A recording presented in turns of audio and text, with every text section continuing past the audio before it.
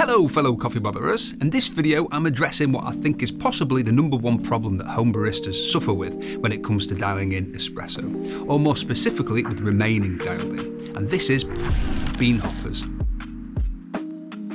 I'll start off with a bit of background. I spend a lot of time replying to new home baristas via emails and comments, and the Simplifying Espresso series, which this video is part of, basically consists of answers to the most common issues people come to me with. When I see a pattern, I'll look to see what's going on, and I'll try and create a video to deal with that issue, to help further simplify home espresso by addressing all of these common issues that people face. One of the most common problems people contact me with is inconsistent results. Someone will think they're dialed in, but they'll come back to the machine within an hour or two and they get completely different results, and they think it's their machine or a problem with their beans. Sometimes it's a problem with the machine. It's rare, but it can happen. Sometimes it's people using very freshly roasted beans that haven't had time to rest. But most of the time when I ask the question, do you fill your hopper, the answer from people who are having this problem is yes, and this usually tells me what's going on. I'm going to make a very bold but true statement. Bean hoppers are not for storage, and it's for this reason that hoppers are a problem for home espresso. So what are bean hoppers for? Bean hoppers are for feeding grinders as an important workflow tool for busy baristas. Baristas can launch a kilo or even a couple of kilos into the hopper at the beginning of a busy shift and just top it up as it runs out. If anyone watching this is a barista or has been a barista, you'll know that beans don't stay in the hopper for long. You're constantly filling it up. This isn't where you store the beans as a barista, it's just a workflow hack basically that was discovered decades ago to give baristas a big bucket to put the beans in so it automatically feeds the burrs.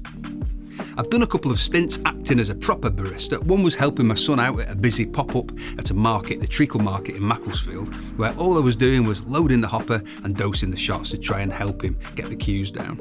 The other was at the HRC show in London, where I spent a couple of days helping Gaggia Commercial to demo the Gaggia Reale, an experience which taught me I'd never want to be an actual barista, far too much like hard work. On both occasions, beans flew through the hopper. You're constantly refilling the thing. If it's bean storage, it's very, very short-term storage. So the issue is that home baristas use hoppers, and because they don't run through the beans quickly, they become much longer-term storage, and they're no good as long-term storage. Why? The main reason when it comes to dialing in is that they give no protection from changing room conditions. Changing room conditions, that is, not changing room conditions. Using your espresso machine in a changing room is frowned upon, and it may lead to a restraining order from your local swimming pool. Oh, sorry, I need coffee after swimming. Your room conditions will change quite a bit within a relatively short time. Obviously, this will depend on where you live, the climate, whether you have aircon, and the time of year. But if you get a thermometer with a humidity reading, many people will be surprised at how the room, particularly kitchens, where a lot of people keep their espresso machines, changes in temperature and humidity from 1 hour to the next. Hoppers usually give very limited protection, if any, from the changing room conditions. They're not airtight, as I've said in other videos. Even if the hopper has a gasket, there's a gap between the burrs, and air is quite a bit smaller than ground coffee. And they don't give much protection against changing temperature and humidity. I've tested this by putting sensors inside and outside hoppers. In my very non-scientific testing, the changes outside the hopper and inside have been identical.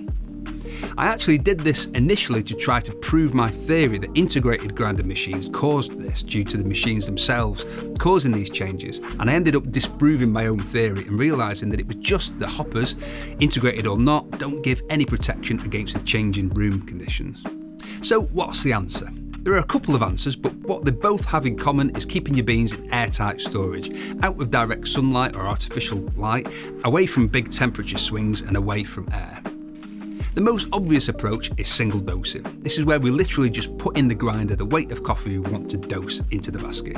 This is a very common practice now. People started modding the grinders to work as single doser grinders quite a while back, and now there are various single doser grinders on the market that don't have a hopper and that are geared up to grind individual doses.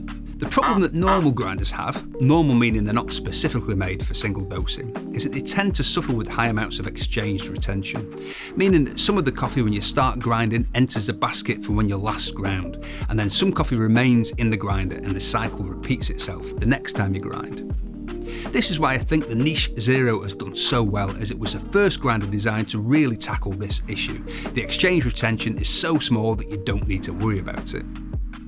But if you have another grinder that you want to use to single dose, the easiest approach is to get hopper bellows like these. and just single dose the hopper or get a single doser attachment with bellows that replaces a hopper, like this. Not everyone wants to single dose, and I get that, so I think the easiest approach for most people is just to fill the hopper with roughly how much they think they're going to use that morning or in that espresso making session, and then put the rest of the beans back into airtight storage. For more on where to store your coffee beans, see this video, but the purpose of this video is simply to point out that the place to store your beans isn't the hopper. Just one more thing to say about this is that even if you're not single dosing, a bellows attachment for your hopper is a really clever way to reduce the amount of exchanged retention, which will reduce the amount of coffee you need to waste. With most grinders, you'll need to purge some coffee when you use it for the first time each day or when you've adjusted the grind size to ensure that all the coffee in the basket is freshly ground and at the same grind size. If you fit a bellows attachment to your hopper, however, you can push it at the end of each dose to make sure that just about all of the coffee you've just ground enters the basket. I bought this one from Amazon. It's cheap, it's very simple to install, you just put it on the hopper and put the lid on it, and it works really well. I'll put a link to it in the description. So there you go, if you're having issues when it comes to dialing in and then find out that you're not dialed in an hour or so later and you're storing beans in your hopper, try one of these solutions and let me know in the comments if it helps. If there's anything else you're struggling with that I've not yet covered in this series, please let me know in the comments or in the community thread. Google was initially called Backrub, which has nothing to do with clicking the like button, but click the like button if you're happy they changed the name. Thanks. Imagine Backrub Maps, Backrub Pixel and Backrub Drive. Thank you very much for watching, and if you love coffee and enjoyed this video, we've got tons of content about how to make better coffee at home to take you from beginner to home barista. We've got reviews and how-tos on the most popular machines. If you like the sound of that, click on my face to subscribe. Tatty Bye!